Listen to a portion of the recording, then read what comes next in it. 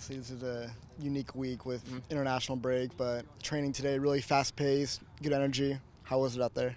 Yeah, it seems like we haven't had a break for a while. So, it was nice to have a few days off, I think, get away from it a little bit.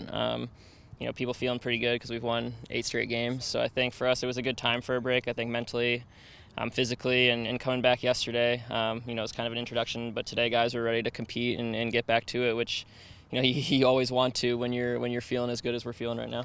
Is there a challenge in the fact that you want to relax and mentally be away from the game, but also knowing that the next few weeks are very important for the season? Yeah, I think, it's a little unique this week because we have so many guys gone. Guys playing with S2, guys international duty. So I think, once the weekend rolls around and we start actually looking forward to Vancouver, I think it's going to be a little bit of a different mentality. But sometimes it's nice to, like I said, get a break mentally because it is such a long season and it's a grind, and we've had to grind all summer, pulling ourselves out from a pretty dire situation. So I think, for us, it's kind of that last little rest before, we're going to be back in the same spot where we're trying to fight for a bye in the first round now.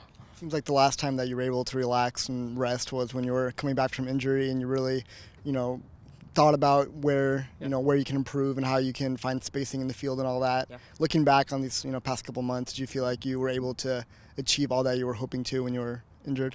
Yeah, there's still room to grow, though. I think, for me personally and as the team, we won last game 3-1, but we conceded more possession than we wanted to. So I think, for me, how can I, help the team possess? How can, the team be better, getting in good spots to kind of help us not only win games, but, control games, dominate games. And that's kind of, we've been able to win games, not necessarily dominating every single game. And that's, the sign of a good team sometimes. But, for us, how can we really control games, from here on out?